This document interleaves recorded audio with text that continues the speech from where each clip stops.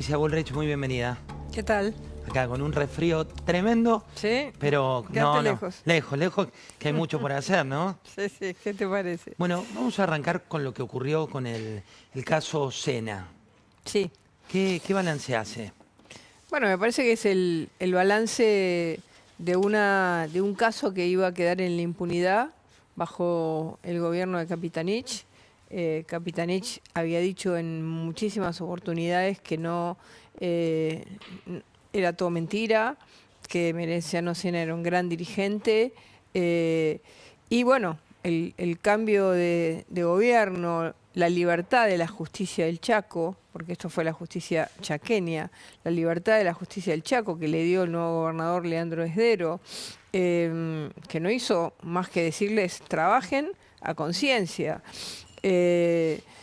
Esto lo que hizo fue hacer avanzar un caso que bajo presión política y bajo una marca directa del ex gobernador Capitanich no hubiera pasado. Así que la importancia de provincias que pasan de ser provincias que intentan manejar los tres poderes a provincias que tienen un sistema republicano, que dentro de la provincia el sistema republicano funciona y la justicia trabaja con libertad sin saber que tiene un apriete del gobernador. Creo que es muy importante el paso que se dio. Este fue un modus operandi de todas estas organizaciones que se convirtieron, en este caso, en organizaciones criminales, como el caso de Milagros Salas, que también hay denuncias de tiros de personas torturadas. Entonces, todo un sistema donde la gente terminaba siendo un objeto, ¿no? Dejaba de ser un sujeto de derechos para ser un objeto totalmente extorsionado y apretado por estos señores que además eran ultramillonarios, ¿no? A Sena se le encontraron un montón de campos, ganado, de todo, Sí, ¿no? imposible de justificar. Quiero compartir con ustedes la sentencia, el corte, donde vemos la sentencia de esto, que es un caso del que parece haber una doble vara al respecto, ¿no? Un femicidio horrible, pero mirá la sentencia. Hecho número 1, César Mario Alejandro Sena. Nosotros, el jurado, encontramos al acusado César Mario Alejandro Sena, conforme el requerimiento de la acusación, culpable como autor del delito de homicidio agravado por A, el vínculo, B, violencia de género. Así lo declaramos de manera unánime el día 15 del mes de noviembre del año 2025 en la ciudad de Resistencia, provincia del Chaco.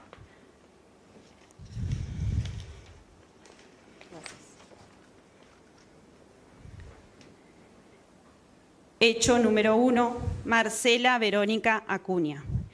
Nosotros, el jurado, encontramos a la acusada Marcela Verónica Acuña, conforme el requerimiento de la acusación, culpable en el carácter de partícipe primario del delito de homicidio agravado por A, el vínculo, B, violencia de género.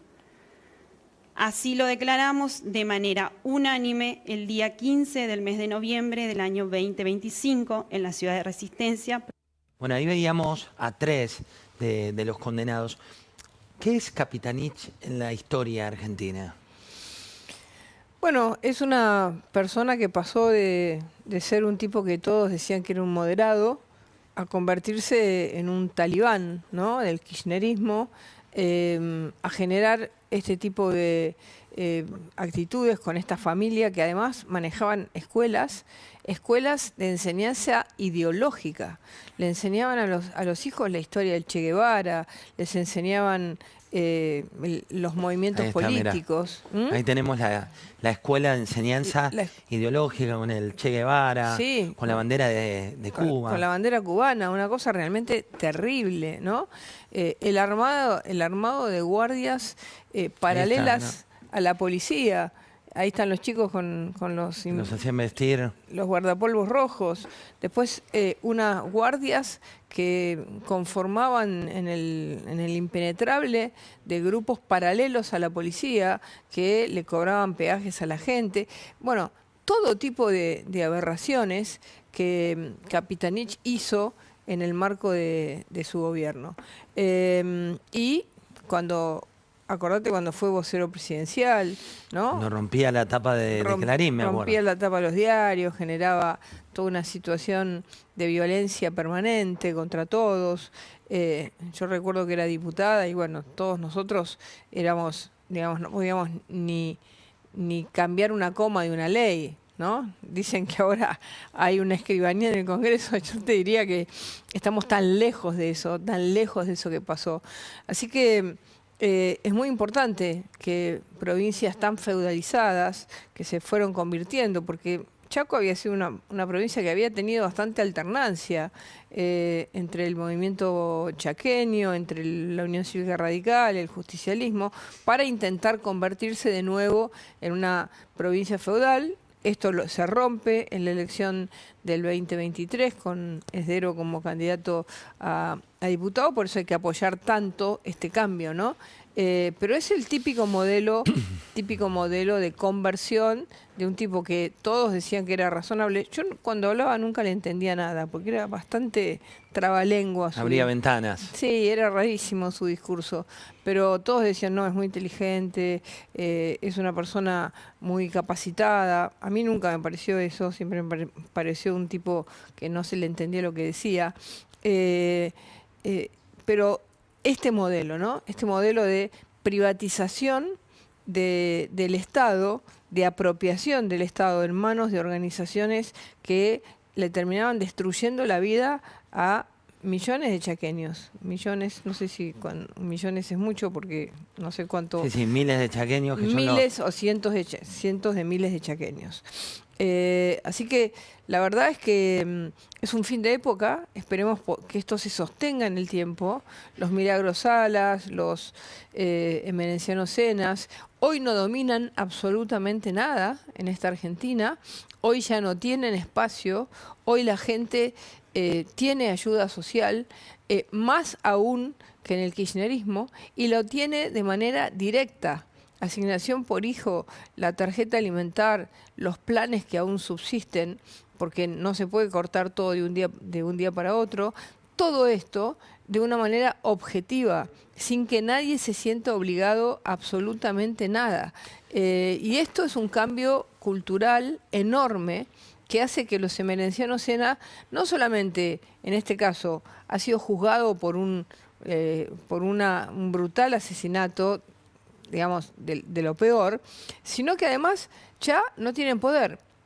Yo fui un día al barrio en la campaña del 2023 apoyándolo a Leandro Esdero para gobernador y no me querían dejar entrar. Entré igual. Porque estaba, me acuerdo. No, porque era el barrio era de ellos. Y bueno, ¿cómo es un barrio de ustedes? Acá hay una calle. Esto me acuerdo de esa imagen. ¿No? Y salieron varias de las que estaban ayer medio como llorando, ¿no? Que eran las que te impedían entrar al barrio. Por supuesto que yo entré igual, ¿no? Pero una cosa muy, muy de apropiación y de destrucción de todo, porque a la gente la destruyeron. La destruyeron. Hoy toda esa gente está libre. Y eso es un avance cultural enorme en la Argentina. Patricia, la llevo de este tema de agenda a otro que fue el café que tomó con la titular de la Cámara del Senado, con Victoria Villarruel, ella libertaria, usted libertaria. Se publicó mucho al respecto, que fue un diálogo fluido, que cada una habló de sus objetivos, pero usted que estuvo ahí, ¿cómo fue esa reunión? Bueno, a ver, es una reunión en la que evidentemente las miradas respecto a cómo encarar el futuro son miradas que tienen una cierta diferencia. ¿En qué sentido? En el sentido que ella se coloca como vicepresidenta, presidenta de la Cámara de Senadores, pero sin, de alguna manera, tomar partido. En general, los presidentes de las cámaras toman partido, como Martín Menem toma partido, como, digamos, eso no quiere decir que tomar partido, uno toma partido porque ese cargo es en tanto somos gobierno. Entonces me parece que el objetivo que yo voy a buscar, conjuntamente con todo nuestro bloque, es que la vicepresidenta, sin violar el reglamento, porque no hace falta violarlo, porque nosotros tenemos que construir una mayoría, digamos, ayude a empujar los proyectos que el gobierno precisa para que la Argentina crezca cada vez más aproveche la oportunidad que tenemos, aproveche este voto popular que hemos tenido, que nos pone en una situación única, que nos ha permitido ya avanzar, digamos, tranquilizar la economía, generar una situación de acuerdos internacionales inéditos para el país, lograr ser un país que tiene, digamos, índices de seguridad mejor que otros países. Si ustedes miraron algo de la campaña chilena, se van a dar cuenta que el 90% del discurso de la campaña chilena fue por la seguridad. Porque Chile hoy no está bien, está invadido por bandas y no logran ir contra esas bandas. Y realmente fue el tema más importante de la campaña. Y para nosotros es el orden, la seguridad, la economía, las leyes que necesitamos, la modernización laboral que necesita el país, no nosotros, el país necesita. Bueno, nosotros lo que queremos es que la vicepresidenta nos ayude a lograr que esas leyes salgan. Usted me daba el balance de la reunión, así lo decía Victoria Villarruel, mira cómo lo planteaba. Y bueno, y yo también le quise comentar cómo es el manejo de la Cámara, porque yo no tengo facultades como para obstaculizar o para, de alguna manera, interrumpir el ejercicio parlamentario en la Cámara. Entonces le quise hacer la aclaración a ella, más que nada, para que ella tenga presente eso, que yo tengo facultades que están muy definidas por la Constitución y por el reglamento de la Cámara, y que apuntan a que se garantice siempre la independencia de poderes y el respeto a las facultades que tiene el Poder Legislativo. Así que de mi parte siempre hubo colaboración, siempre la va a haber. Me siento muy feliz de estar en el Senado de la Nación y todos ustedes que me conocen Victoria, lo saben, así que Victoria, más allá de todo fue muy amable. ¿Qué le genera ir al Senado? ¿Qué le genera los desafíos que hay por delante? Bueno, a ver, paso de una tarea absolutamente ejecutiva, ¿no? Donde uno está tomando decisiones todo el tiempo, todos los días pasa algo en la que las fuerzas tienen que participar, desde los incendios de Seiza, que inmediatamente nos pusimos a colaborar, hasta la Agencia Federal de Emergencias con las inundaciones que hoy sufre parte de la provincia de Buenos Aires, hasta el operativo más grande que tuvimos esta semana. Esto es ahora en vivo, ahí sí, en Ezeiza. Sí, todavía hay fuego, pero está controlado. Y sobre todo lo más importante es que no se armó una nube tóxica, que era el mayor miedo que había, pero mañana van a empezar los peritajes y seguramente va a estar la Policía Federal en los peritajes ayudando a ver cuál fue o cómo comenzó. Bueno, pero todo eso que es ejecución permanente más objetivos para pensar, porque estamos cambiando la Policía Federal hacia una fuerza de investigaciones, estamos trabajando un cambio de paradigma muy fuerte en las fronteras, bueno, todo eso a una tarea de conversación, de tener que garantizar que haya 37 y un poco más, un poquito más holgado de votos para los proyectos que lleva adelante el Ejecutivo. Así que, digamos, es una tarea muy diferente que la conozco, pero me tengo que acostumbrar, ¿no? Antes del cambio de sombrero, la llevo a la imagen de lo que veíamos ahí en Ezeiza. ¿Se está investigando presuntas causas? No, mañana arrancan los peritajes, es decir, en el medio del incendio, donde todavía hay pequeños focos, ustedes lo ven, no se puede hacer un peritaje, hay que esperar. Así que mañana van a empezar esos peritajes. Está, por supuesto, en primer lugar, esto es una causa de la provincia de Buenos Aires y está la provincia de Buenos Aires, pero la federal colabora porque tiene un cuerpo muy especializado, así que ya nos han dicho que la van a convocar el día de mañana. Y desde el primer segundo empezamos a colaborar. Llegaron primero Gendarmería a cortar el tránsito de la autopista porque podía haber problemas, estaban los bomberos locales, los bomberos de la policía de la provincia de Buenos Aires, llegaron los bomberos de la Federal. Bueno, un trabajo en conjunto y ya veremos, digamos, cuál fue la razón. Y un incendio muy grande que habrá que ver, tenían o no tenían todos los elementos de seguridad, fue hecho adrede o fue un incendio ocasional.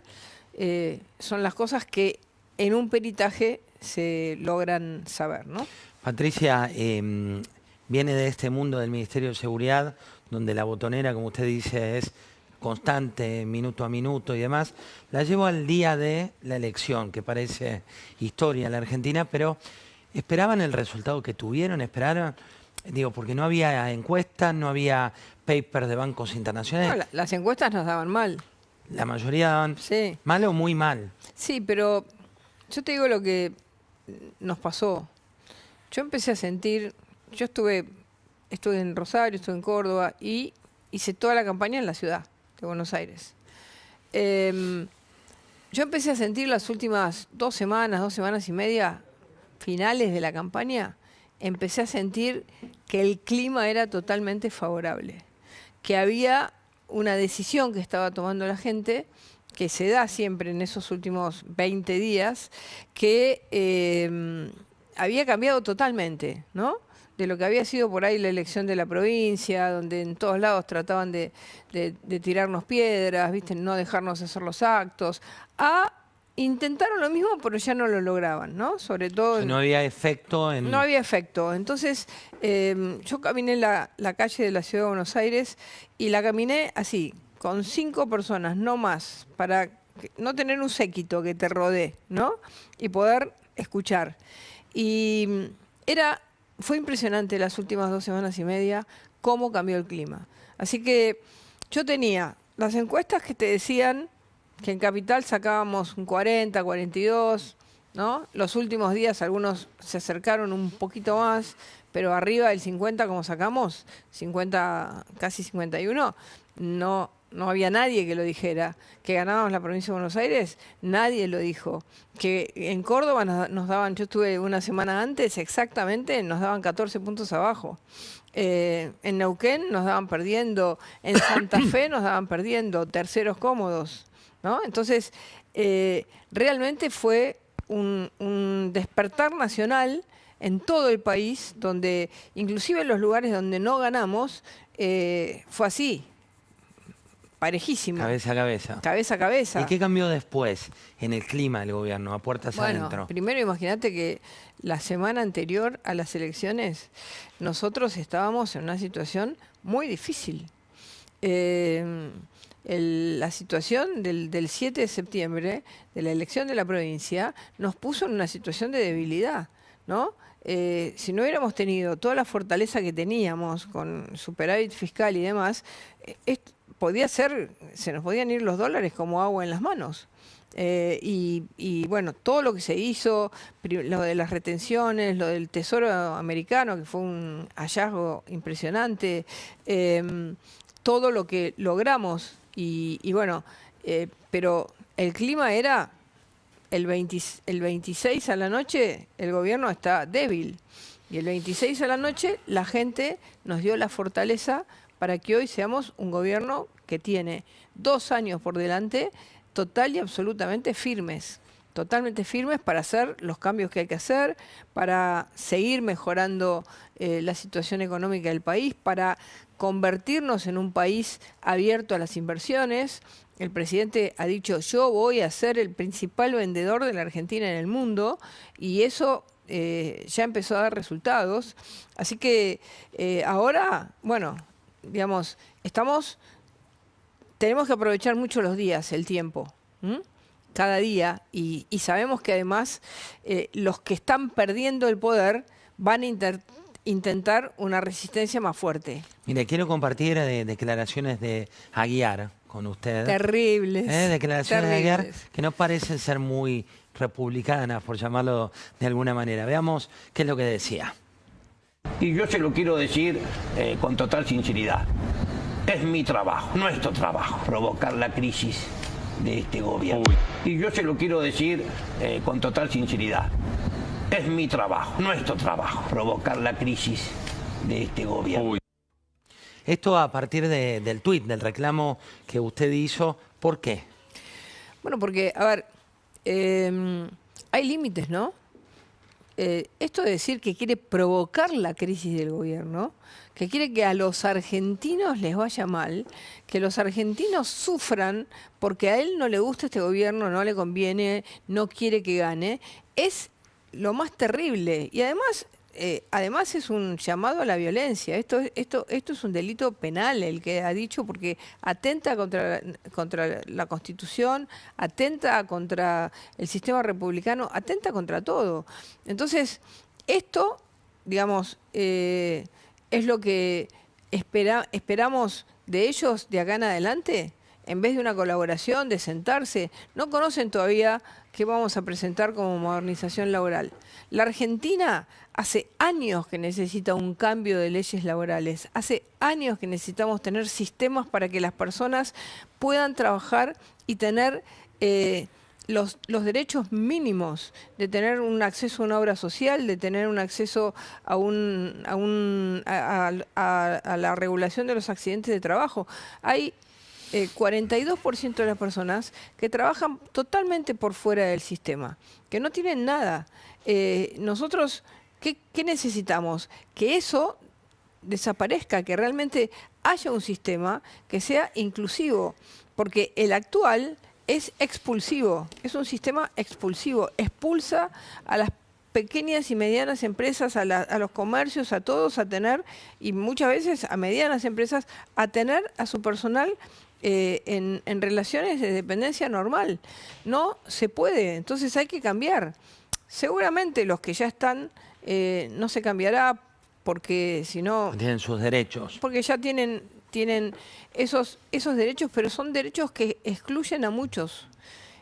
Porque no solamente en la Argentina hay trabajo informal, total. Hay trabajo que es mitad informal y mitad formal. Lo que se llama el trabajo en gris. Entonces, estos señores vienen a querer decir, les vamos a tirar todo encima, queremos que tengan crisis, queremos destruirles todo. Bueno, que vengan. Bueno, ya sabemos cómo esperarlos. Quien vino fue... Y ya hemos logrado que todo esto que dicen no lo puedan llevar a la práctica. Algunas veces lo han logrado, como fue, digamos, la sesión desastrosa donde rompieron todo, pero... en general, donde llevaron las hinchadas de fútbol, pero en general, durante todos estos 2 años hemos logrado controlar esto y que el caos no sea una parte de la vida argentina. Usted sabe que quien vino fue Mariano Recalde. Mariano y Héctor Recalde, 2 jóvenes viejos conocidos, podemos llamarlo así, del PRO, de hoy los libertarios y demás, por estar en las antípodas de lo que piensan. Esto decía Mariano Recalde. Siempre son necesarias actualizaciones, adecuaciones, mejoras, ¿no? Porque uno legisla para mejorar, no para empeorar. ¿Qué queremos? ¿Mejorar el país o empeorar el país? Bueno, para mejorar hay un montón de cosas. Ninguna de las que propone el gobierno son para mejorar. ¿Esto es lo que viene? ¿Una narrativa de...? Bueno, Recalde es la patria, digamos, de los juicios laborales, ¿no? Ellos son los que han convertido a cada empresa, digamos, y a cada comercio de la Argentina en algo preso de un sistema de juicios laborales impagables. Ellos son los que cierran empresas. ¿Cómo va a haber trabajo? Hace 15 años que la Argentina no tiene nuevo trabajo. ¿Y por qué no tiene nuevo trabajo? Y porque el que toma un trabajo tiene una espada de Damocles en la cabeza. Entonces, claro, ellos tienen un negocio clarito ahí. Entonces nunca van a querer un cambio. Nunca. Fíjense, los sindicatos han ido perdiendo la cantidad de afiliados que hoy tienen los sindicatos no tiene nada que ver con lo que tenían hace 10 años, hace 20, hace 30. ¿Y por qué? Porque los trabajadores no se afilian más a los sindicatos. ¿Y qué hacen entonces? Les sacan cuotas compulsivas, les sacan el 2 o el 3% del salario, que lo arreglan, ¿no?, en los convenios colectivos, y con eso viven los sindicatos. Porque si fuera por los trabajadores, los sindicatos serían pobres, y los sindicatos en la Argentina no son pobres. no son pobres, son muy ricos. Se habla mucho también del cambio en el gabinete con la llegada de Santilli, ¿no? Y se habló de migraciones. Bueno, él dijo que no le importa lo que va o lo que viene porque está en una etapa donde no va por ahí el poder. ¿Cuál es su punto de vista al respecto? No, bueno, por supuesto. A ver, tratar de plantear que si una determinada dirección como la de migraciones pasa a seguridad, ¿es un tema de poder? No, es un tema de ordenamiento. Las migraciones en la Argentina no están dentro de lo que son las migraciones en general en todo el mundo. En todo el mundo las migraciones son parte de una fuerza policial, como tenemos nosotros en los aeropuertos, ¿no? Pero los agentes migratorios civiles prácticamente no existen en ninguna parte del mundo. ¿Por qué? Porque uno tiene una doble tarea. Si un agente migratorio lo que hace es, le tiene que avisar a un policía y le tiene que decir, che, mirá que este tiene alerta roja, y el otro ya se escapó. Entonces, estamos ordenando temas que están totalmente desordenados. Nosotros, Argentina, por ejemplo, ahora estamos con los trámites del visa waiver para tener visa libre para Estados Unidos.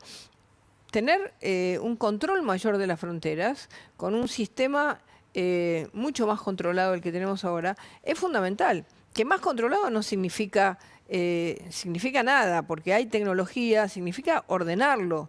Entonces, yo creo que lo que estamos haciendo es ordenar cada cosa de acuerdo a una mirada más estratégica de cómo queremos cuidar nuestras fronteras. ¿Qué está pasando en los países vecinos?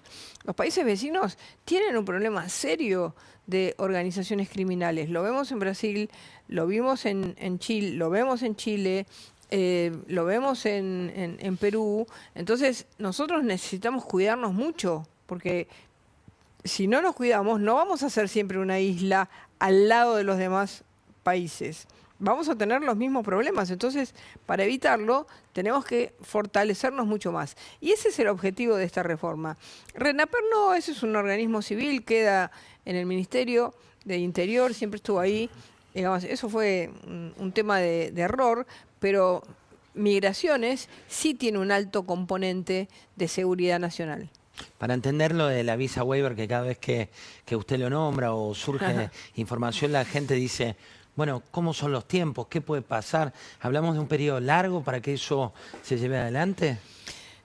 Bueno, no quiero dar una fecha, porque si no la gente va a estar entusiasmada con esa fecha, ¿no? Algunos dijeron, bueno, para el Mundial del 2026. Nosotros estamos haciendo todo lo que tenemos que hacer en tiempo y forma, para tenerla lo más rápido posible. Hay un montón de cosas que hay que hacer para pasar, digamos, los requerimientos que pide Estados Unidos. Así que lo estamos haciendo todo rápido para tenerlo lo más rápido posible. Y este cambio en migraciones va a ser muy importante. Muy importante. Quien reapareció fue Mauricio Macri en dos formas, ¿no?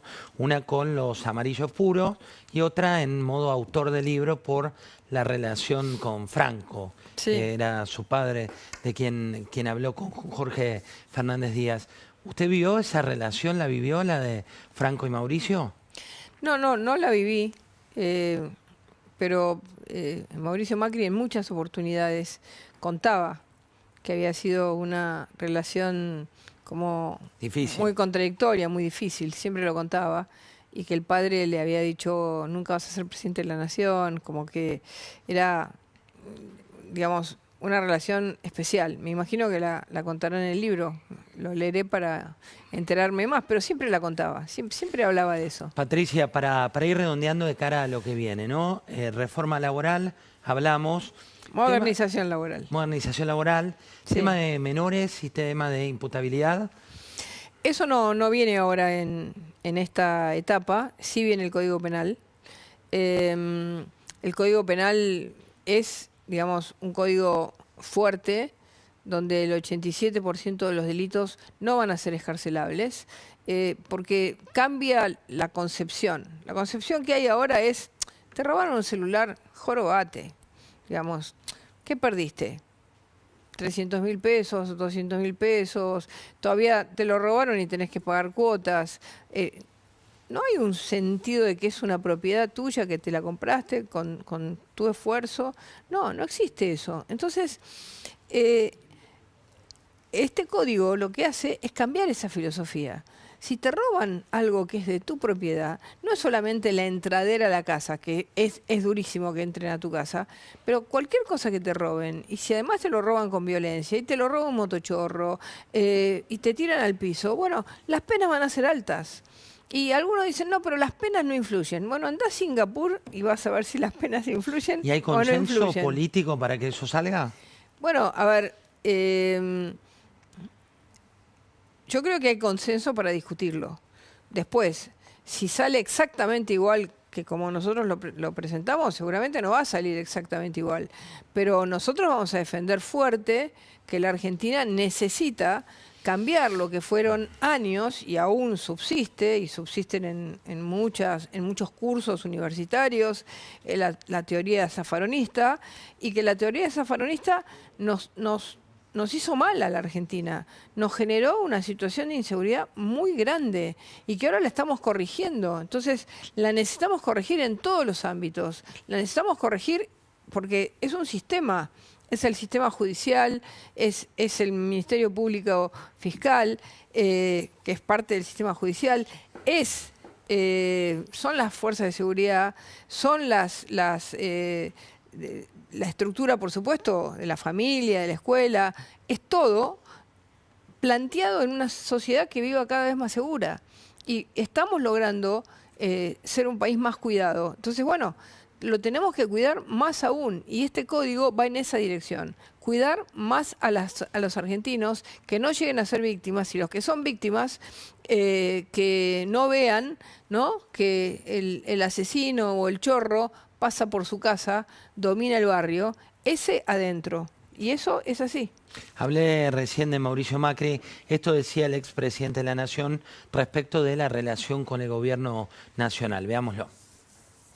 Y el PRO, apoyado como nunca en la historia de la política argentina, un partido que no era gobierno, apoyó a este gobierno para lograr no solo ganar una elección, sino tratar de gobernar en una situación de minoría. Y lo va a seguir haciendo en base a las ideas. Pero en el PRO nosotros creemos, sobre todo en esta era de una política tan fragmentada, tan violenta, que ejercer liderazgos sin equipo, sin compartir los esquemas de decisión, se hace muy difícil. Acá la presión por el cortoplacismo es infinita. Yo con el presidente, que tengo una muy linda relación humana, he tenido muchas coincidencias, pero a veces en algunas cosas, como ese tema de la obsesión por generar optimización de equipo para que las ideas se implementen en tiempo y forma, porque como todo, hay dinámica.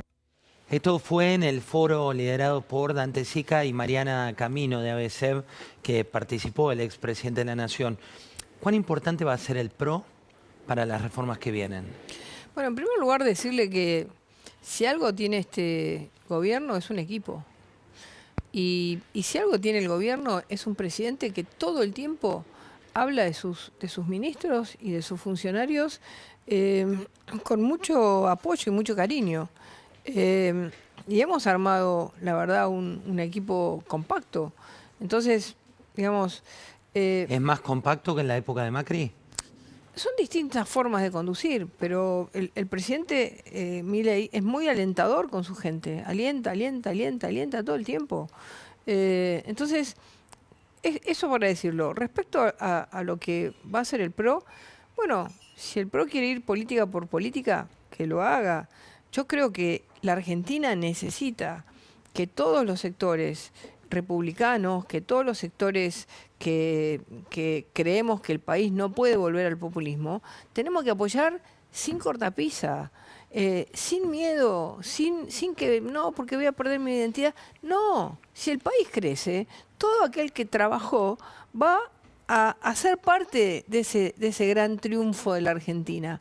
Así que yo creo que es importante que haya una relación mucho más, digamos, menos de decir, bueno, el equipo es bueno o es malo, discutir cosas que no son las importantes. Lo importante es apoyar con todo, absolutamente con todo, porque la Argentina ha tenido muchas veces en la historia, varias, en las que dio un paso adelante y dos para atrás. Uno adelante y dos para atrás. Ahora no queremos que eso pase y tenemos la oportunidad de que no pase. Entonces, todo aquel que puede apoyar esto, apóyalo sin miedo, sin pensar que vas a perder identidad. ¿Qué identidad vas a perder si todos juntos lo hacemos? Patricia, le voy a abrir el juego a Pablo Sirven. Tengo una mesa para las 23, así que ya está esperando. Pablo, buenas noches. Te abro para una pregunta para la flamante senadora nacional. Hola, ¿qué tal? Yo quería saber si viene ahora en 2 años después que, antes de ser candidata presidencial, fuiste un poco retirada de la competencia en Capital Federal del PRO, ¿no? Si viene ahora la revancha en 2 años, probablemente, me pregunto, para ser candidata a jefa de la ciudad, por La Libertad Avanza. Bueno, en primer lugar, a ver, no me siento retirada porque yo gané siendo Rodríguez Larreta jefe de gobierno de la Ciudad de Buenos Aires, le gané las PASO y gané en la Capital Federal, donde él aparentemente era el más fuerte de todos. Así que yo siempre tuve, por suerte, un acompañamiento fuerte del electorado de la ciudad y en esta última oportunidad también.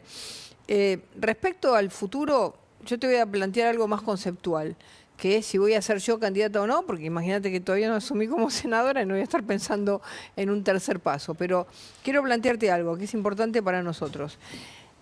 Desde la perspectiva del cambio en el país, tener gobiernos subnacionales que sigan fuerte lo que está haciendo el gobierno nacional, que le entreguen más poder a la gente, que bajen impuestos, que haya más empleo privado que empleo público, que las provincias no sean provincias digamos, dependientes del Estado Nacional, que puedan crecer, que puedan abrirse, que puedan tener, digamos, ese modelo que estamos haciendo a nivel nacional, tiene que llegar a las provincias y a las municipalidades, porque si no, vos tenés, por ejemplo, una provincia que ahora le puso 35.000 pesos como Formosa a cada camión que entra a Formosa. ¿Y quién va a ir a Formosa? Van a decir, voy por cualquier otra ruta, menos por Formosa. Claro, entonces, digamos, ayudar a la competitividad argentina. La Argentina es un país que tiene muchos problemas de competitividad.